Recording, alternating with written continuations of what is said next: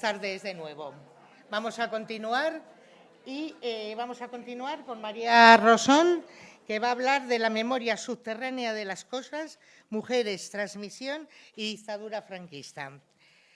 María es profesora ayudante, doctora en el Departamento de Historia del Arte de la Universidad Complutense de Madrid. Estudió y se doctoró en la Universidad Autónoma de Madrid. Ha trabajado como investigadora en el Departamento de Colecciones del Museo Reina Sofía y en el Departamento de Teoría de los Lenguajes y Ciencias de la Comunicación en la Universidad de Valencia. Comisaria de la exposición José Ortiz Echagüe, representando mujeres, tipos y estereotipos, en 2010, y el cocomisariado de la exposición Mujeres bajo sospecha, Memoria y Sexualidad, de 2013, en la UNED. Sus líneas de investigación se centran en la cultura visual y material, principalmente del siglo XX español, en intersección con los estudios feministas de género, además de artículos y capítulos de libros. Destaca la publicación de su libro Género, Memoria y Cultura Visual en el primer franquismo. Materiales cotidianos más allá del arte. Como coeditora, destaca su trabajo en las siguientes monografías: Poesía, cine y humor, Relatos de excepción en los años de autarquía y Barbarismos queer y otras esdrújulas. ¿Eso no? Es que vi que lo habían puesto dos veces. Y nada, María, los que la hemos escuchado, nos encanta, tiene una visión, una óptica muy particular que nos va a explicar ahora. Vale. Pues, bueno,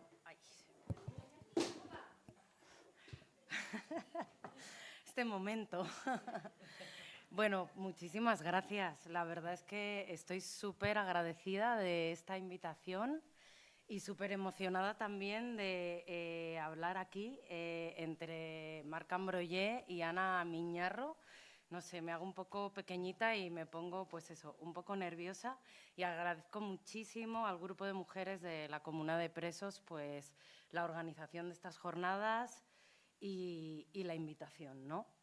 Bueno, yo voy a reflexionar sobre algunas formas culturales, específicamente de transmisión de las memorias de las mujeres durante la dictadura franquista. Una memoria o una forma de transmisión que podemos entender como poderosa y resistente, de ahí que en muchos casos se intentara domeñar por los poderes fácticos del franquismo. O sea, esto es, creo, interesante resaltarlo desde el inicio. Tenía mucha fuerza la memoria de las mujeres, ¿no?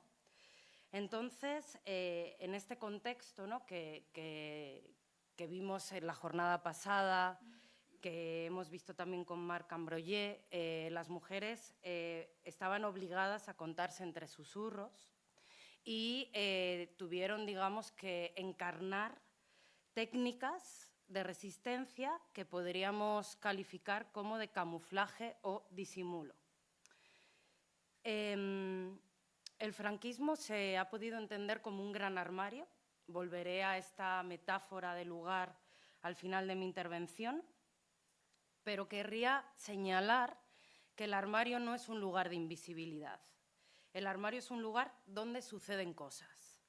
Lo que pasa es que generalmente la gente que no está dentro del armario, que no ha participado del armario, no entiende lo que pasa dentro. Carece de los códigos, ¿no?, digamos, para entender las corrientes que se producen en los interiores y también descifrar sus secretos.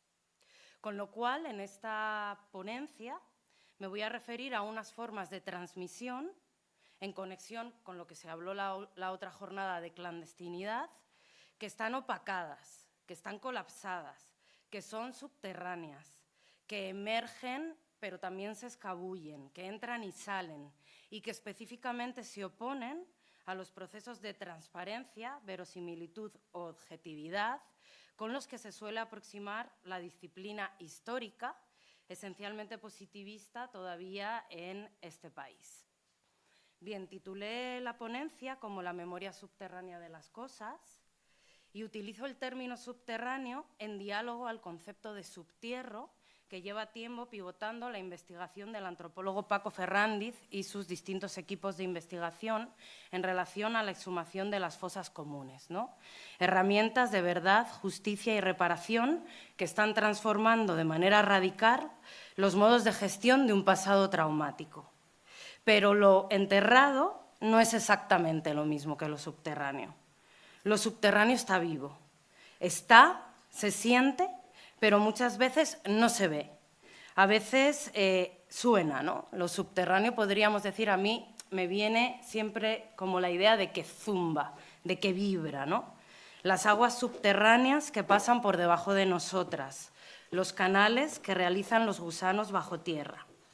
Y en este sentido voy a traer como formas culturales, sobre todo del arte, de la literatura y del cine, algunas contemporáneas y otras pues, del periodo del tardofranquismo.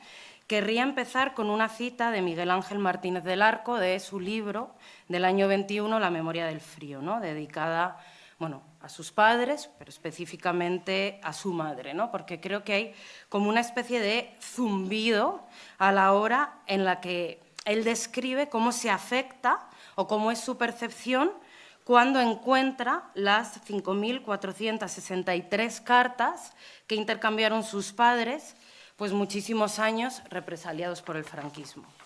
Dice, un enjambre, un reducto de insectos, un hormiguero, una tela de araña. Y habla también de algo que tiene que ver con el toque, algo que es material y que, digamos, que introduce la segunda parte de mi título, porque es la memoria subterránea de las cosas, ¿no?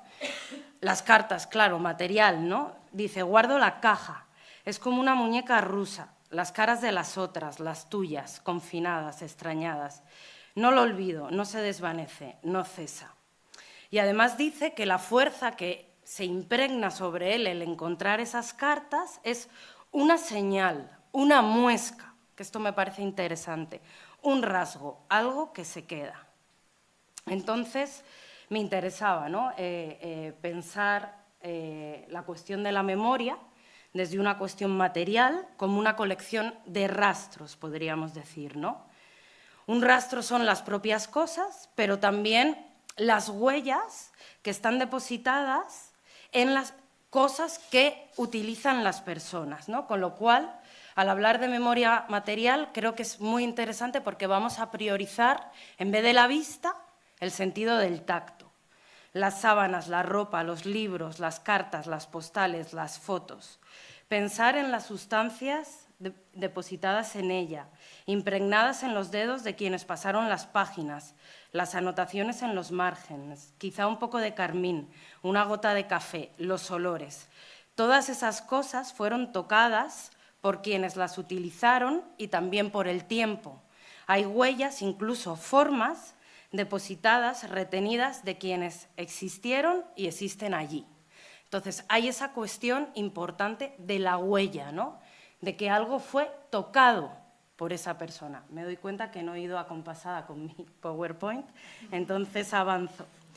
Otro libro precioso que he leído hace poquito, que es A la salud de los muertos, de Vinciane Desprez, ella reflexiona sobre aquello que los muertos nos hacen, o más bien sobre aquello que los muertos nos hacen hacer, sobre cómo influyen en nuestras vidas, en nuestras elecciones, en nuestros deseos.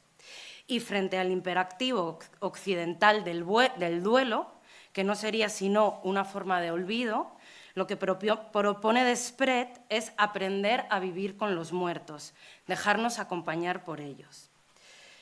Me interesa Desprez aquí porque habla de las formas, concretamente de las formas espaciales. Dice que la primera cuestión que plantean los muertos no se refiere al tiempo, sino al espacio. Este impulso tiene que ver con saber dónde están los muertos. Los muertos, entonces, digo yo, acogen una forma. Y la manera en que eso se hace, se organiza, se expresa, es sobre todo una cuestión especial y material. Con lo cual, bueno, pues voy a mostrar algunos materiales, ¿no? Del momento que creo que pueden canalizar cuestiones que se han trabajado muchísimo. Acaba de salir un libro fantástico que estoy leyendo ahora en Traficantes de Sueño, el de Trauma, ¿no? Que han publicado un montón de personas que hablan, ¿no? de todas estas cuestiones. Pero a mí me interesaría como la posibilidad de las formas culturales para el silencio, para la clandestinidad, para la vergüenza, para el exilio también, para pensar formas de memoria que de alguna manera van más allá del lenguaje, entendiendo el lenguaje como el logos, ¿no? O sea, como, digamos, la idea del lenguaje en control, la idea de lo racional, ¿no? Podríamos decir. Y así recupero también este concepto precioso que lo recuperaban, perdonad, que me están saliendo mensajes, ya está, todo ok, que lo recuperaban también en este libro sobre el trauma, que es el de Cripta, ¿no? De Abraham y Torok, ¿no? Que hablan así de la transmisión psíquica transgeneracional para ver cómo de alguna manera se van, de alguna manera transgeneracionalmente, heredando de una manera que no es el logos, que no es lo racional, los secretos. O sea, como un secreto puede pesar tanto en la familia que tú no conoces ese trauma, ese secreto, pero que está ahí, ¿no? Y estos, dos psicoanalistas del siglo XX, ¿no? Hablaron de la cripta, de lo encriptado, del ataúd secreto, ¿no? Del fantasma psíquico también. Yo creo que esto Ana Miñarro lo va a poder como explicar mucho mejor, pero bueno, es como un marco muy potente, ¿no? Para poder pensar también algunas de los materiales que os traigo. Empezaré pues, por un caso de estudio que he tenido ocasión de trabajar con otras muchas, bueno, creo que somos un colectivo como de 5, ¿no? Que es la cuestión del rapado de cabezas como castigo durante la Guerra Civil Española y los primeros años de la dictadura franquista. Un castigo que fue un castigo ejemplar, que entendemos dentro de violencia sexuada, que nunca iba solo, ¿no? El rapado era performativo, pasaba también pues, por rapar la cabeza, pero por que tomaran aceite de ricino, que era un fuerte laxante, para que se descomponieran, unos paseos públicos, ¿no? por los pueblos, de enorme violencia, de muchísimo dolor, de desfeminización, que se hizo sobre todo con mujeres relacionadas con la causa republicana, ¿no? Y concretamente pues, hemos podido trabajar las dos fotografías más conocidas, ¿no? Las dos fotografías que articulan una paradójica bisagra, porque por un lado reactivan la vergüenza pasada, de hecho es fuerte, ¿no? Que se fotografiara también el propio castigo, pero por otro lado han generado un estatus de realidad que ha permitido crear marcos de memoria y activación de narrativas que han sido muy importantes también pues, en los activismos de las memorias, ¿no? históricas pues, a partir de los años 90 específicamente. Por otro lado, este tipo de casos en los que se conservan tan pocas fotografías, pero retratan una práctica tan generalizada, creo que es interesante también partir de la idea de Ariela Isa Azulay, la fotógrafa, ¿no? Que habla de las fotografías no tomadas, inaccesibles o hasta ahora desconocidas, ¿no? Esta fotografía es de un pueblo en Córdoba, de Montilla. Bueno, es una fotografía, no sé si la podéis ver bien, muy enigmática. Se fotografía a una banda de música, a un coro, creo, a la agrupación de canto de las Juventudes Socialistas Unificadas. Entonces está ahí el profesor, por ejemplo, pero vemos que hay una mujer que no está rapada, que tiene trenzas, no sabemos por qué, y luego está también, que es muy interesante, y una de mis compañeras, Ana Paul, lo ha trabajado precioso, pues esta mujer caída, ¿no? Que de alguna manera se resiste a mirar a la cámara y a hacer el saludo fascista, que también las obligan a encarnar en esta prolongación del castigo, ¿no? Que es que te obligo a consumir ricino, te paseo por el pueblo, te rapo y en el ayuntamiento te tomo una fotografía. Lo que no sabemos es nada del contracampo, o sea, ¿qué hay detrás de esa cámara? ¿Quién toma la foto? ¿Para qué? ¿En qué práctica social y cultural se inscribe? Suponemos que tiene que ver con los propios perpetradores, pero sabemos, gracias a las investigaciones de Arcángel Bedmar, que el fotógrafo fue Arafel, un fotógrafo del pueblo, de Montilla, que no estaba significado con la causa franquista, esto no era raro, estaba por ahí y le debieron de decir que tomara la fotografía. Y lo que sí sabemos es la transmisión de la foto, ¿no?, que es precisamente lo que me interesa hablar aquí hoy. La fotografía ahora se encuentra en una biblioteca en Andalucía y es la biblioteca de Manuel Ruiz Luque. Y él nos contó, él la tiene custodiada porque no sé si se percibe que está doblada en el centro. La fotografía ha estado escondida durante muchos años, ha estado doblada y la tenía una de las mujeres que aparecen retratadas, que no ha querido en ningún momento presentarse con nombre, ¿no? Se la dio a él no quiere seguir, digamos, en el anonimato. Y cuando hemos tratado de contactar ya con descendientes de ellas, que Arcángel Bedmar sí tiene localizados por su investigación, no han querido hablar con nosotras a día de hoy, ¿no?, para que podamos entender los procesos de vergüenza y de silencio que siguen, de alguna manera, funcionando o activando toda esta cuestión. Lo que me interesa, sobre todo a nivel material, es la idea del doblez, ¿no? Me parece una interesantísima metáfora, la fotografía doblada y escondida durante muchísimo tiempo. Está esta otra fotografía, la de aquí abajo, que esta es mucho más conocida, es de un pueblo cerca de Talavera de la Reina, de Oropesa, y aquí la práctica en la que se inscribe es clara, es una foto de prensa que se hace para una revista conservadora francesa, que es la Ilustración, y bueno, es todo un número dedicado a toda página a la Guerra Civil Española, ¿no? Y aquí, bueno, la foto es más convencional, es bastante más violenta y mucho menos enigmática, ¿no? Está como la mirada del fotógrafo es muy dura, es muy diseccionadora, ¿no?, podríamos decir, es muy colonial también su mirada, ¿no?, lo que nos conecta también con todo el colonialismo que hubo en la Guerra Civil Española y también específicamente con este rapado, ¿no?, que seguramente, con este castigo del rapado que se habría explorado, ¿no?, en las colonizaciones anteriores del Reino de España y concretamente en Marruecos, en África. Aquí, en esta foto, sí que tenemos más información, gracias a Elena Ferrandiz, que es una antropóloga que tú la conoces, Marina, nos ha compartido muchísimo, ¿no?, y se lo quiero agradecer. Entonces, bueno, Elena pudo localizar a las 4 mujeres, sabemos quiénes son, sabemos que todas pasaron por cárcel después o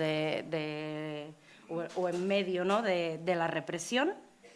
Y ella pudo, en el año 2014, hablar con la hija de una de ellas, con la hija de Pureza, que es la que mira, no sé si se ve mi cursor, no, la que mira, la más joven, la que tiene el pañuelo cruzado y la que mira con un gesto desafiante a la cámara, ¿no? Y bueno, los testimonios de Isabel, de la hija de Pureza, son increíbles, ¿no? Porque lo que nos viene a decir es que su madre nunca quiso hablar. Dice, mi madre nunca habló de eso, nunca. Entonces, lo poco que sabemos es a callar que viene la niña, que es ella, claro. Y la niña se asoma por allí, escucha una palabra, escucha otra, ¿sabes? Alguna cosa suelta. Hablábamos de todo, pero no de eso, ¿sabes? Era un poco tabú.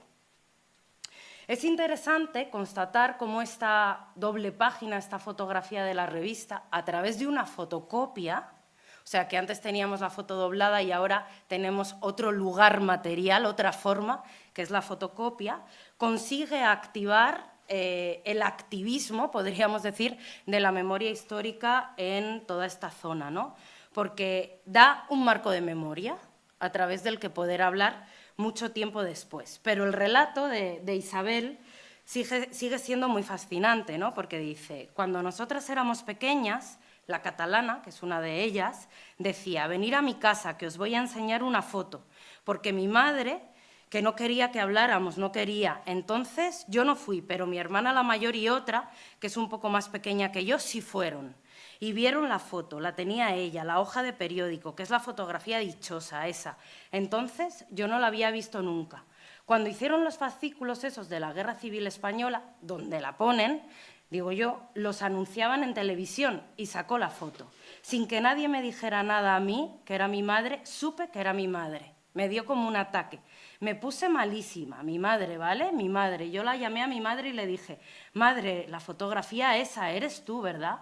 Y me dice, si yo no la he visto, hija, pues estate ahí pendiente. Bueno, no sigo leyendo, pero finalmente pues la ven en la tele, compran los fascículos y por todo el pueblo de Oropesa empieza a circular esta fotocopia y empieza, como nos ha comentado Ricardo Moreno, que es un activista memorialista de la zona, pues ha conseguido, ¿no?, de alguna manera canalizar un montón de, en este caso, pues de marcos, ¿no?, de memoria, como os decía antes. Cerrando ya un poco el tema de la fotografía de los rapados, sí que me interesa volver a citar a Zulay, ¿no?, para hablar o para con ella, ¿no?, decir que la cuestión de la fotografía como prueba o evidencia realmente no nos funciona, ¿no? Este tipo de categorías, dice ella, ha fallado porque todo el proyecto imperial de asesinato, genocidio y violación masiva se basa en que tenemos que traer evidencias de algo que no requiere evidencias, es decir, que fue así, que no hace falta que haya fotos para saber que hubo rapado, ¿no?, que hay un montón, bueno, como vemos hay testimonios elaborados a posteriori y cómo se puede, ¿no? Bueno, voy a hacer un corte ahora porque quiero traer como distintos materiales y me voy a situar pues en el año 72 con esta película, con La cabina, de Antonio Mercero, porque creo que de alguna manera también puede representar muy bien esta cuestión un poco de la memoria que está colapsada, la memoria que en este caso está bueno, encerrada directamente en una cabina, ¿no? Y en este caso no es la memoria del antifranquismo, sino que la cabina lo que de alguna manera va a producir sería como la subjetividad de la crisis, más bien, de la subjetividad del sujeto franquista, ¿no? Pero me interesa mucho cómo la representa, no sé si la tenéis en mente, yo tenía pensado poner el tráiler, propias de los últimos años del franquismo, también camufladas, ¿no?, en una cotidianidad edulcorada del régimen. La película muestra precisamente que los espacios no son neutros y que están absolutamente connotados, ¿no?, por esos regímenes. Os recuerdo un poco el argumento. Este señor, interpretado genial por José Luis López Vázquez, pues es lo que os decía, ¿no?, como una especie de estereotipo de la masculinidad hegemónica propia del franquismo desarrollista. Un oficinista, un funcionario. La cabina también podríamos entenderla como una forma, ¿no?, como un espacio. Bueno, vemos el tráiler.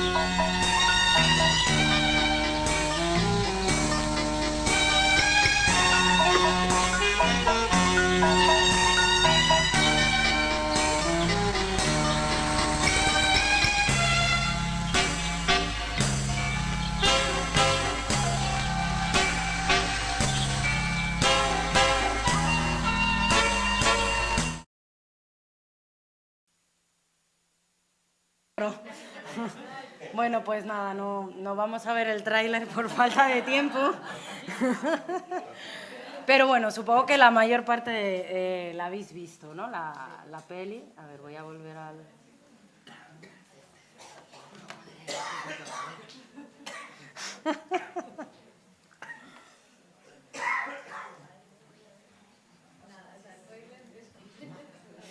Era la peli. Bueno, ¿qué me interesa de esta peli? Me interesa que se queda él encerrado frente a su hijo, que entra en la cabina y sale, frente a un chico moderno que entra en la cabina y sale. Me interesa también cómo en una especie como de asamblea improvisada, justo cuando él está encerrado y no sabe qué hacer ni qué va a pasar, de mujeres y niños, ¿no? O sea, como esa subalternidad también es la que de alguna manera decide qué va a ser de él, y le ponen en una especie de camión y le llevan por todo ese Madrid posfranquista, de los Scalestric, de las avenidas, luego de las periferias. Se encuentra pues, a un grupo de jóvenes que vendrían a representar, en definitiva, el conflicto generacional que se está dando, que le saludan y se van. Una especie como de gente circense también, le saludan tristemente y se van, y le llevan por una carretera de montaña a lo que podría ser un pantano, ¿no? No sé si tenéis esa imagen en mente, pero ese lugar tan importante del franquismo le meten como en una especie de cripta también, que a mí me recuerda a la cripta del Valle de los Caídos, y ahí se da cuenta de que hay muchísimas cabinas con otros señores con bigote, oficinistas como él, que están absolutamente atrapados ahí, ¿no? Entonces, me parece una peli, ¿no?, muy interesante también, precisamente para hablar de esas formas de memoria que tienen que ver con el colapso, ¿no?, que se está dando, ¿no?, y que ahora también pues, podréis comentar, a ver cómo lo veis vosotras también, ¿no? Traía también, bueno, voy a ofrecer como algunos conceptos que a mí me han funcionado bastante, o que me están funcionando bastante para pensar esto. Y otro, como os comenté antes, es el del armario, ¿no?, como os comenté al inicio de la introducción, que es algo que desde hace muchísimos años ha trabajado para lo que serían las identidades y las disidencias sexogenéricas Yves Kosowski-Sedgwick, ¿no?, en la epistemología del armario, y que para Núria Capdevila Argüelles se podría entender la genealogía del feminismo español durante el siglo XX desde este lugar del armario. ¿Por qué? Porque Núria Capdevila va a poner en cuestión la temporalidad histórica vertebrada por la dictadura franquista, que es la propia del franquismo, como una idea de que hay un feminismo en la Segunda República que luego reaparece con muchísima fuerza en la transición. Ella va a hablar un poco de esos caminos, podríamos decir, larvados, que van a estar durante la dictadura y que obviamente en contextos autoritarios y además apuntalados por la ideología patriarcal, pues la subversión, la resistencia, no se va a producir de una manera visible o directa y ni mucho menos se va a transmitir de una manera transparente, ¿no? Por eso el armario sería un tropo interesante, ¿no? En este sentido, en una exposición que hicimos el año pasado en la Biblioteca de Bellas Artes de la Complutense, Alejandro Simón y yo la titulamos Alcancía, ¿no?, porque nos interesaba hablar también de esta idea como armariada, ¿no?, de la memoria, que aparecía también en la biblioteca, y utilizamos el título de los diarios de Rosa Chacel, ¿no? Ella, para de alguna manera justificar su título, dice: a veces un pálpito parece mostrar el camino cierto.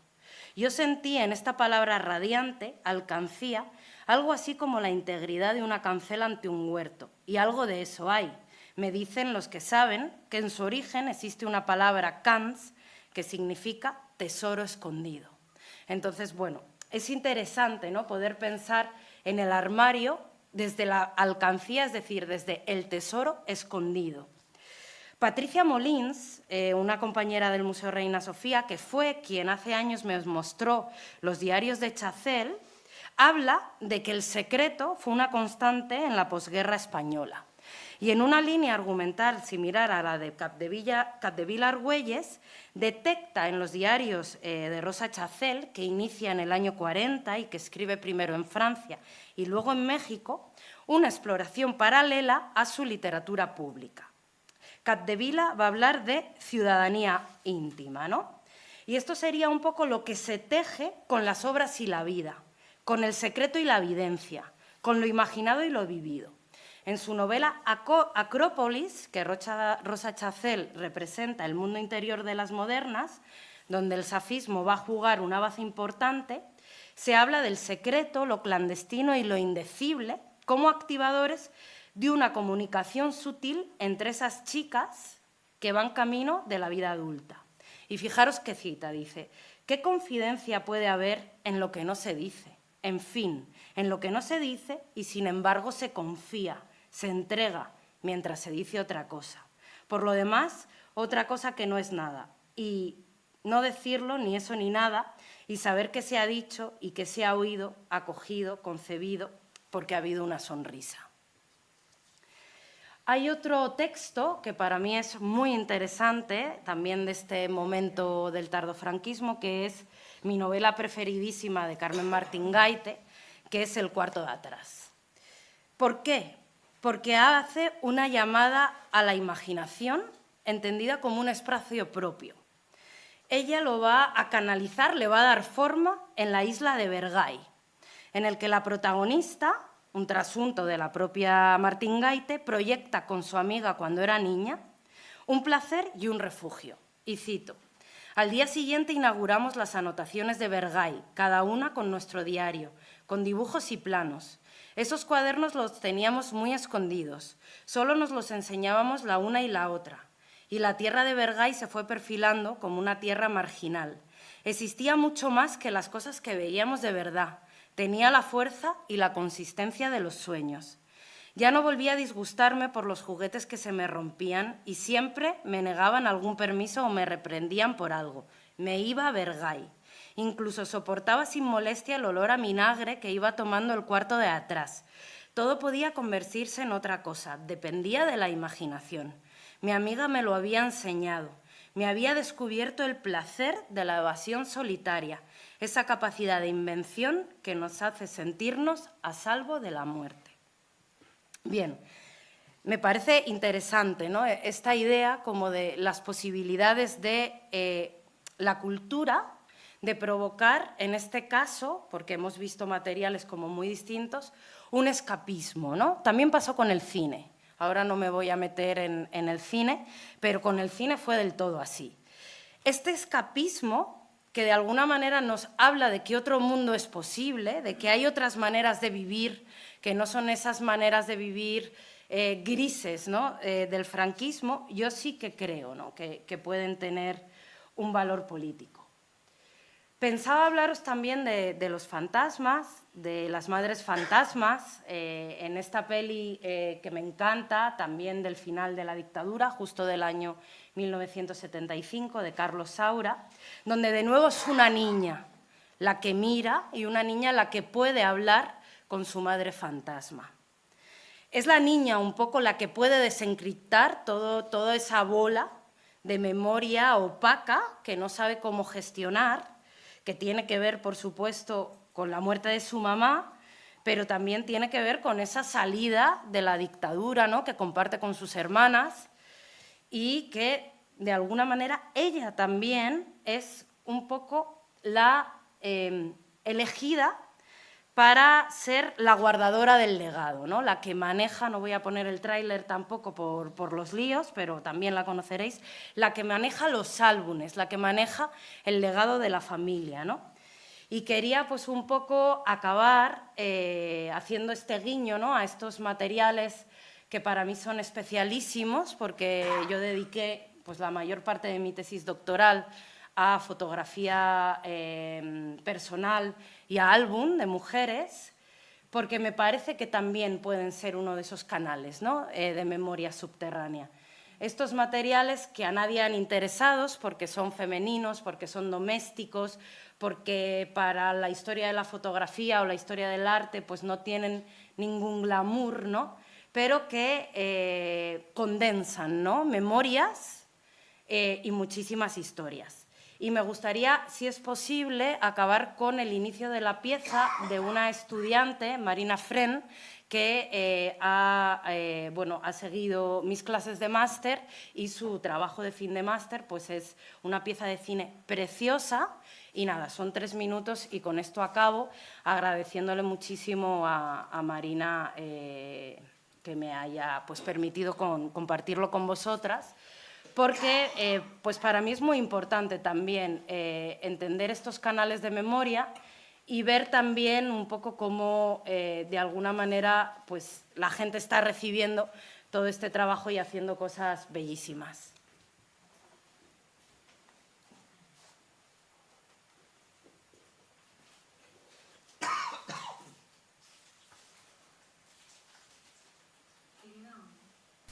Te he traído unas flores y revistas de España. Hace frío y el contraste resulta abrumador. Primavera e invierno, vida y muerte. Pensaba encontrarte y retratarte con tu mundo, pero quizás lo dejemos para otra ocasión. Así como los lugareños que patinan sobre el lago congelado, me he deslizado en tus recuerdos. Con mirada antropológica he tratado de buscar algún registro histórico y fijado en la manera en la que disponías las fotos de tus álbumes. Cuáles eran tus anotaciones y el sentido de la fotografía a lo largo de tu vida. Me he fijado cuando aparecía tu mirada o era retratada por los demás y me he dado cuenta que en tu colección de álbumes habitan álbumes de personas distintas. Álbumes de personas que ya no están, como tus padres o la tía Isabel, y álbumes nuestros que te hemos ido regalando. Esta selección es mi álbum de ti.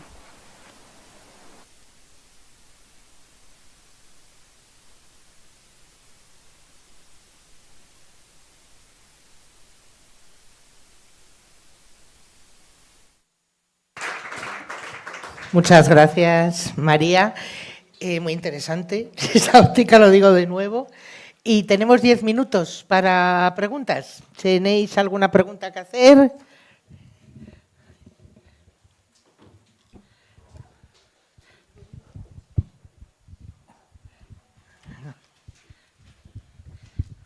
Hola. Bueno, María, muchísimas gracias. Siempre es un súper sugerente escucharte, la verdad, porque rompes con todas las epistemologías, todas que nos han solido inculcar, de género, pero también un poco la positivista o la jurídica con respecto a cómo pensar la memoria.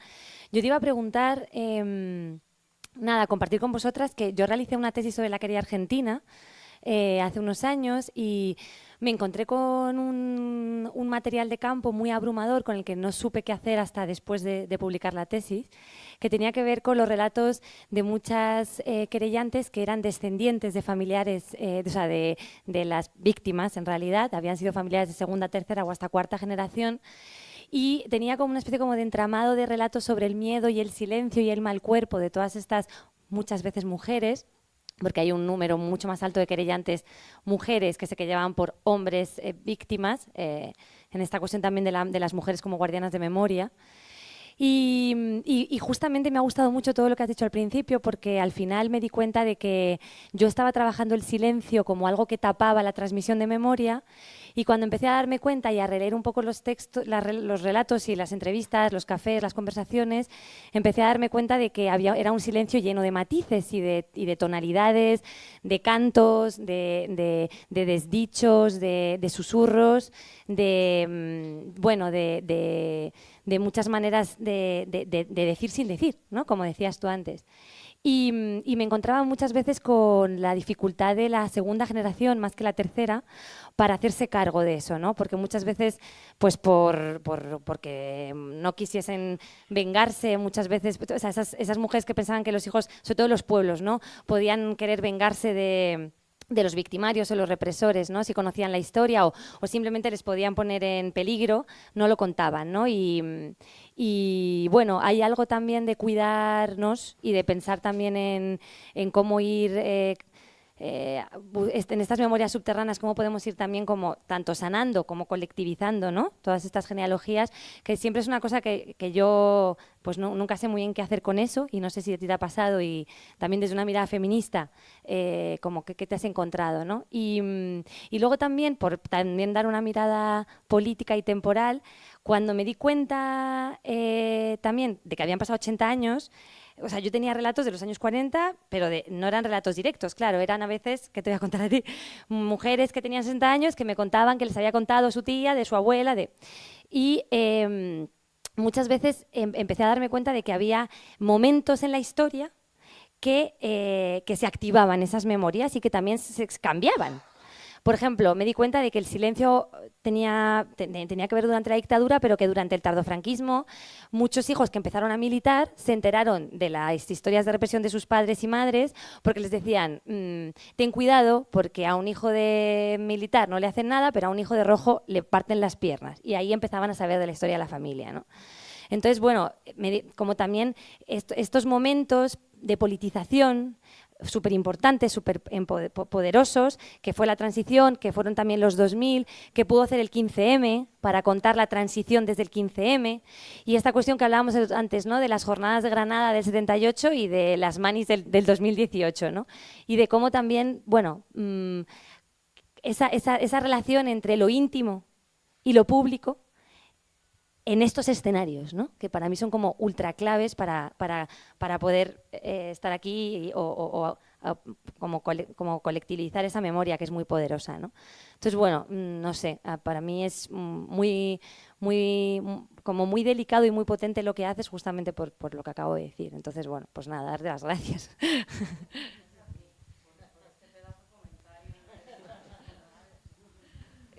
Bueno, yo solamente hacer una pequeña precisión. Como hija de militar detenida y torturada, y además que en mi grupo había, por lo que fuera, los hijos de militares, las hijas y los hijos de militares solíamos salir bastante revolucionarios, y desde luego puedo garantizar que el trato era bastante uniforme. ¿Alguna pregunta más? Rosa, ¿quieres tú hablar? Ah, te había entendido que sí. Bueno. Sí. Bueno, yo quiero recordaros, queda todavía una ponencia, pero por si acaso luego nos levantamos y nos vamos, quiero recordaros que el próximo viernes, día 29, continuamos con las jornadas, nos volvemos a ver aquí y se pondrá el documental de, bueno, de las mujeres presas de la cárcel de la Trinidad, porque no sé pronunciarlo de antes. Habrá una mesa redonda en la que participará Rosa García y participará Julia Martí, que trabaja en la película y estuvo en la cárcel de la Trinidad. Y tú pues tienes todavía, si quieres seguir hablando, 8 minutos. No he hablado mucho.